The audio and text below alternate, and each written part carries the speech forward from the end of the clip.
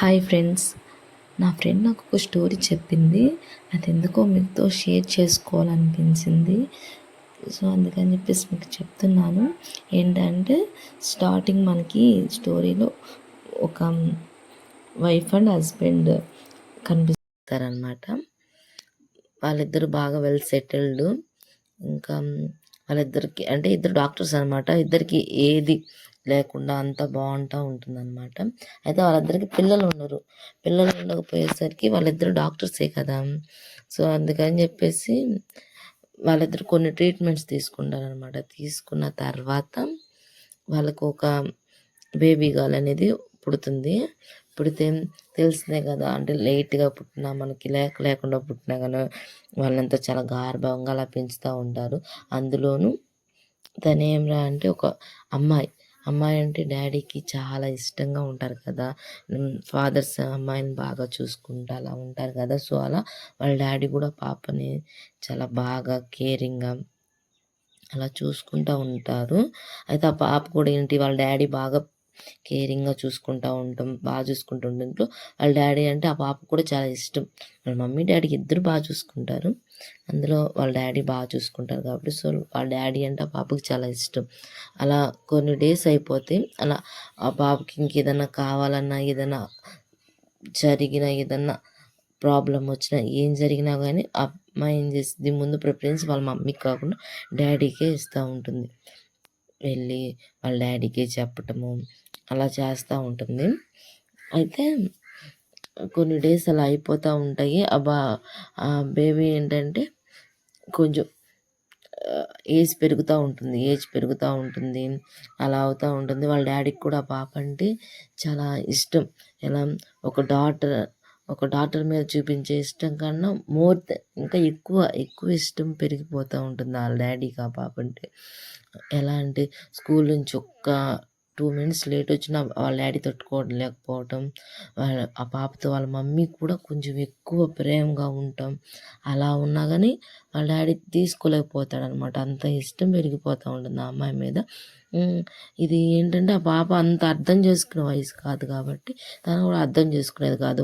ఆ పాప కూడా వాళ్ళ డాడీతోనే ఆడటం, ఇంకంతా ఆ పాప కూడా వాళ్ళ డాడీతోనే అవుతూ ఉండేది. అయితే ఏమైందంటే తను కొంచెం ఏజ్కి వచ్చేసిన తర్వాత తను మెచ్యూర్ అనేది అయిన తర్వాత అయ్యిద్ది అంత నార్మల్ అయిపోతుంది. అయిపోయిన తర్వాత ఇంకా కొన్ని డేస్ తర్వాత ఇంకా ఇలాగే అయిపోతూ ఉంటుంది. కొన్ని డేస్ తర్వాత ఏమవుతుందంటే వాళ్ళ మమ్మీకి కొంచెం బయట అదర్ కంట్రీస్లో వర్క్ వస్తుందన్నమాట. తను అక్కడికి వెళ్ళాలి. ఈ పాపని ఇంకా వాళ్ళ డాడీ బాగా చూసుకుంటారు. వాళ్ళ డాడీకి ఆ అమ్మాయికి ఉన్న మధ్య బాండింగ్ ఎంత బాగుంటుందో వాళ్ళ మమ్మీకి తెలుసు. నేను లేకపోయినా చూసుకుంటారన్న ధైర్యంతో ఆ పాపని వదిలిపెట్టేసి వెళ్ళిపోతుంది వాళ్ళ మమ్మీ. వెళ్ళిపోయిన తర్వాత ఇంకా మనం ఇక్కడ చూసేది ఏంటంటే వాళ్ళ డాడీ అమ్మాయి చాలా ఎక్కువ ఇష్టంతో ఉంటారు కదా. అది అంటే ఒక కూతుర్ని మించిపోయిన ఇష్టంతో ఉంటారు. అయితే ఆ పాప ఏంటి స్కూల్కి వెళ్తుంది, నైట్ వర్క్ అంతా చేసుకుని చదువుకుని అలా పడుకుని ఉంటుంది. వాళ్ళ డాడీ ఆ పాప ఏం చేస్తుందని చెప్పేసి రూమ్ దగ్గరకు వెళ్తారు. ఆ పాప పడుకుని ఉంటాం వాళ్ళ డాడీ చూస్తారు. చూసి మనకి స్టార్టింగ్ నుంచి చూస్తుంది ఏంటంటే వాళ్ళ డాడీ ఇష్టం ఏంటంటే ఇక్కడ కనిపించేస్తుంది. అంటే ఆ పాప పడుకోవడం అది చూసిన తర్వాత వాళ్ళ డాడీకి కొంచెం క్రూయల్గా మైండ్లో థాట్స్ వస్తూ ఉంటాయి. ఒక కూతురు మీద వచ్చేలాగా కాకుండా వేరేలాగా. ఆ పాప కూడా చాలా బాగుంటుంది, అందంగా ఉంటుంది. ఇద్దరు జాబ్ హోల్డర్సే కాబట్టి ఆ పాపని చాలా బాగా పెంచుతారు. ఆ అమ్మాయి కూడా వే ఆఫ్ స్టైల్ టాకింగ్ కూడా చాలా బాగుంటుంది. ఇంకా అమ్మాయిని చూసిన తర్వాత ఇంకా అలా చూసి వెళ్ళిపోతాడు వాళ్ళ డాడీ.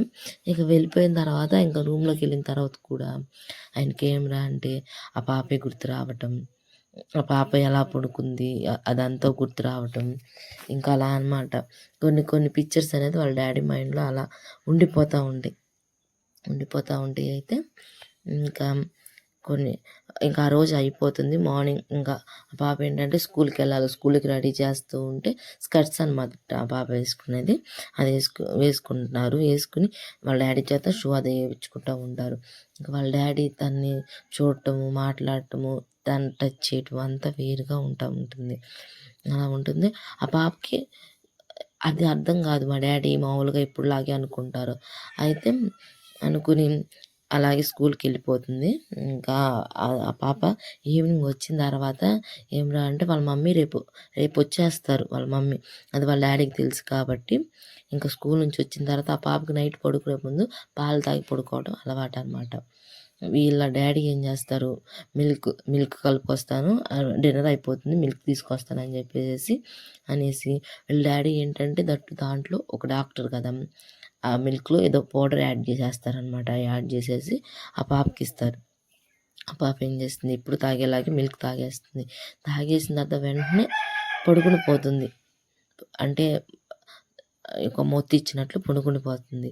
పడుకుని పోయేసరికి ఇంకా వాళ్ళ డ్యాడీ ఆ పాప గదిలోకి వెళ్తారు. వెళ్ళిన తర్వాత ఇంకా ఆ పాపను చూసి ఇంకా ఆ పాపతో ఇంకా ఒక ఫాదర్ అనే అతను ఎలా చేయకూడదు, ఏం చేయకూడదు, ఎలా ఉండకూడదు అలా ఉంటారనమాట.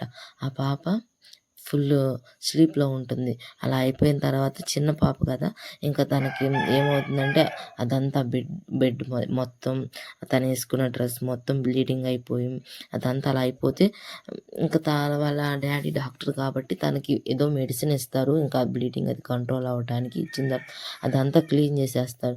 ఆ క్లాత్‌లో అదంతా ఏం చేస్తారంటే ఒక దగ్గర మొత్తం మూటగా అంటే అలా చేసేసి ఒక పక్కన పెట్టేస్తారు. ఇంకా వాళ్ళ మమ్మీ వస్తారు. వాళ్ళ మమ్మీ వచ్చిన తర్వాత ఈ పాప ఏంటంటే కొంచెం నీరసంగా అలా ఉందమ్మా నాకు ఏంటో బాగోట్లేదమ్మా నైట్ నుంచి నాకు బాగోలేదంటే డ్యాడీ ట్యాబ్లెట్స్ ఇచ్చారు అని చెప్పి అనగానే వాళ్ళ మమ్మీ కూడా డాక్టర్ కదా కొంచెం వాళ్ళ అమ్మకి అర్థమైంది అనమాట. అర్థమై ఏంటి పాప ఎలా ఉంది కొంచెం తేడా ఉంది అని చెప్పని అందులో వాళ్ళ మమ్మీ గైనిక్ అనమాట. డాక్టర్‌లో కూడా ఆళ్ళ మమ్మీ గైనిక్.